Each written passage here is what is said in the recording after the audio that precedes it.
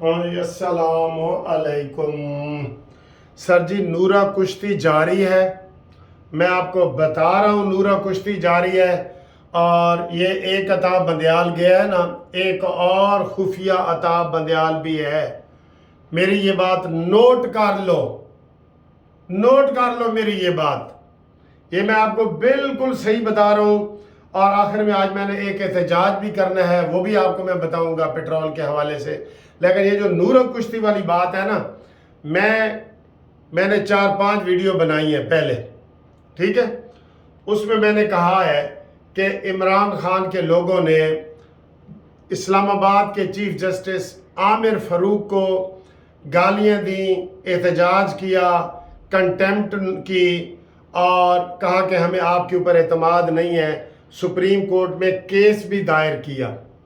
तो आपको लगा ना कि इमरान खान का ये है। और एक इमरान का बयान भी आपको याद करवा दूं। इमरान ने कहा था जब इसको पहली दफ़ा गिरफ्तार किया गया था कि ये ऊपर से डिक्टेशन लेता है। ये आमिर फ़ारूक की बात कर रहा हूं, मैं कोई आम बंदे की बात नहीं कर रहा। जस्टिस आमिर फ़ारूक जो इस वक्त चीफ जस्टिस है इस्लामाबाद हाई कोर्ट का, वो ऊपर से डिक्टेशन लेता है। इमरान खान की ये वीडियो लीक हुई थी। अच्छा, इन्होंने पीटीआई वालों ने गालम गलोच दी, अदालत में नारे लगाए। अच्छा, आमिर फ़ारूक के खिलाफ सुप्रीम कोर्ट में दायर की कि हमें इसके ऊपर एतबार नहीं है। अच्छा, तो फिर किसने सजा माफ की? आमिर इसकी इमरान खान की सजा किसने माफ की? वो जो 3 साल की अपील थी, 3 साल की सजा जिसमें इमरान खान मुलजम से मुजरिम हुआ है, उसकी सजा किसने माफ की? आगे से जवाब आएगा कि जस्टिस आमिर फ़ारूक। क्यों आमिर फ़ारूक इसको केस सुनने पे बज़िद है? आज मैं बड़ी अहम बातें कर रहा हूं, अगरचे मैं आमिर फ़ारूक मेरे दोस्त हैं, मैं पहले उनको कहता हूं। ये मैं इसलिए कह रहा हूं, आपको बात भी बता दूं कि आज साइफर वाले केस में जिसमें इमरान खान की जमानत खारिज हुई थी, आज उन्होंने इस्लामाबाद हाई कोर्ट में वो जमानत की दरखास्त दे दी है। और वो कौन सुन रहा है, किसने अपने पास लगाई है? आमिर फ़ारूक ने 18 तारीख को, पीर वाले दिन। क्यों भाई? जब वो तुझे गालियां दे रहे हैं और जज इस्लामाबाद हाई कोर्ट के नहीं है, आप भेजो किसी और जज के पास। आपकी रिटर्न वो दरखास्त दे चुके हैं कि जनाब इस जज पे हमें एतबार नहीं है, तो आप उसकी क्यों सुनते हो? ये दरखास्त भी देते हैं पीटीआई वाले और फिर चुप करके आमिर फ़ारूक से अपील भी सुनवा लेते हैं और वो सज़ा मुअत्तल करता है, ज़मानत भी ले लेता है। ये नूरा कुश्ती आप नहीं चलेगी। देखें आमिर फ़ारूक साहब, मैं आपसे डायरेक्ट मुखातिब हूँ। हम आपके सीनियर हैं, आप बेशक चीफ जस्टिस हैं, लेकिन हम सीनियर वकील हैं आपके। जब कोई किसी को कहता है कि मेरा इसके ऊपर एतमाद नहीं है, तो जज की ये डिग्निटी होती है, इज्जत होती है कि वो आज खुद उस केस से अलहदा हो जाता है। ये मिसालें हैं कि नहीं? सुप्रीम कोर्ट में, हाई कोर्ट में, हर जगह है कि नहीं? इन्होंने आपकी अदालत में आपके खिलाफ नारे लगाए, आपको झूठा कहा, आप ऊपर से डिक्टेशन लेते हैं, ये इल्ज़ाम लगाया। आपके खिलाफ अताब बंदयाल के पास इन्होंने एप्लीकेशन दी कि आमिर फ़ारूक के पास हमारे केस ना लगाए जाएं। तो फिर आपका ये हक बनता है, ये फ़र्ज़ बनता है कि आप अपने पास इनका केस रखें। वही इमरान खान है ना जिसने आपके ऊपर इल्ज़ाम लगाया है, ये वही इमरान खान है। क्यों आज की बेल आपने अपने पास रखी? $100 मिलियन का ये सवाल है, हमें इसका जवाब चाहिए।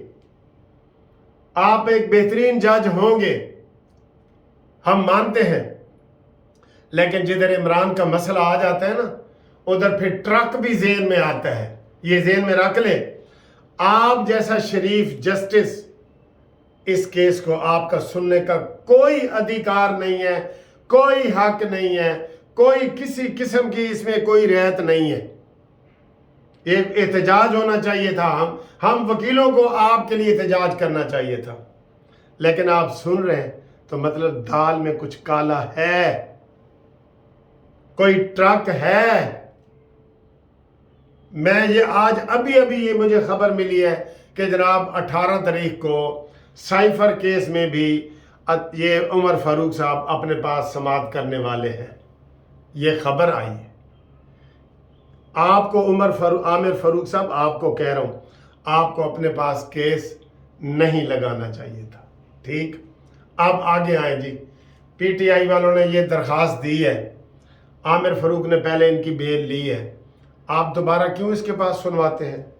आप नोट लिख दें पीटीआई वालों, नोट, ट्रक वाला नोट नहीं, जो ऊपर नोट लिखा जाता है कि नोट ये case chief justice Aamir Farooq के पास ना लगे, ये हमारी रिक्वेस्ट है, ये आप लिख के दे सकते हैं।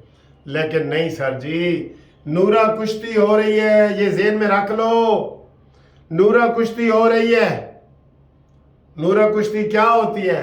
वो कान में कहता है तू मुझे टांग ऐसे करेगा मैं गिर जाऊंगा, बस फिर इनाम आधा आधा बांट लेंगे। ये नूरा कुश्ती है बैनुल अक़वामी तौर पे।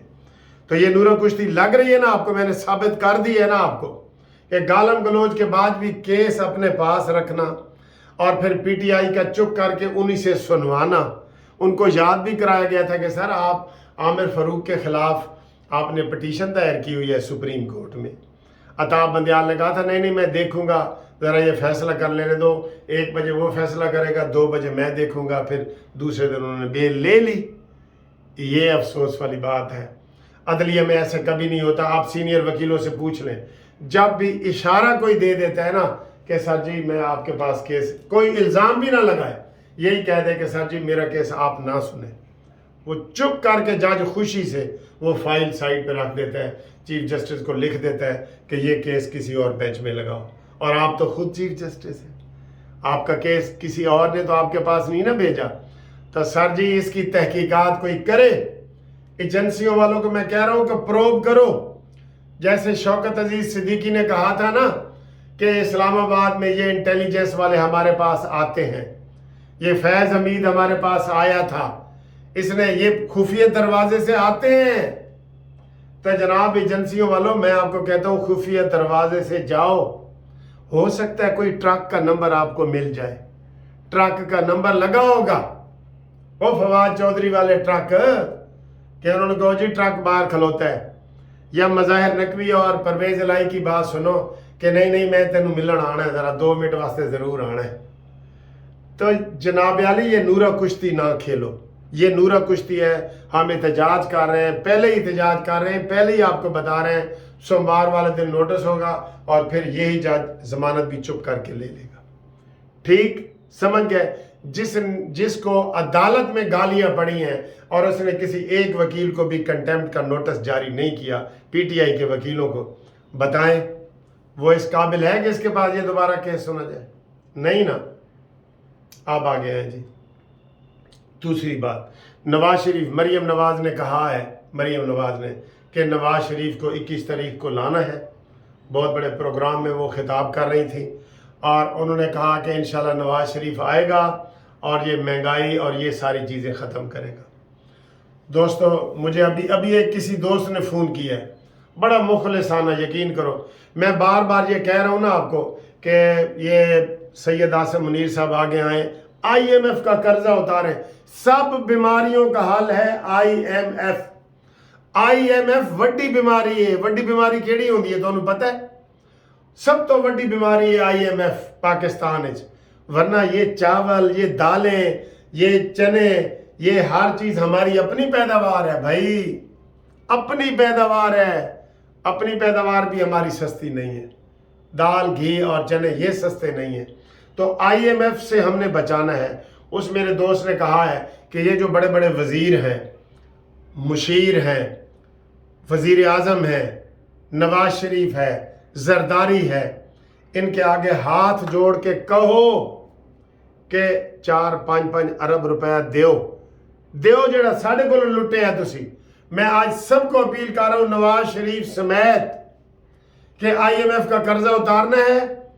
5 अरब नवाज शरीफ साहब आप दें, 5 अरब जरदारी साहब आप दें, मौलाना फजल रहमान साहब चंदा इकट्ठा करके 5 अरब दे, ठीक है, फौज चंदा इकट्ठा करके 5 अरब दे। उसके बाद जो थोड़े बच जाएंगे پھر ہم اوورسیز والوں سے 5 ارب مانگیں گے، پھر اس کے بعد عوام کے پاس بھی جائیں گے مخیر حضرات کے لیے۔ قسم خدا کی یہی حل ہے مہنگائی سے بچنے کے لیے، ورنہ اور یہ دیکھیں پٹرول، بلوچستان سے جو پٹرول آتا ہے بلیک میل میں 70 سیاستدان نکلے ہیں جو بلیک میلنگ کرتے ہیں، 70 سیاستدان 20-25 روپے لیٹر دے کے 325 روپے بیچ رہے ہیں۔ ان کو شرم نہیں آتی؟ یہ حکومت نے بتایا ان کو پکڑو۔ کون پکڑے گا سر جی؟ کاکڑ کا خود نام آیا ہوا ہے، اس کے نیب میں خود اس کا نام آ گیا۔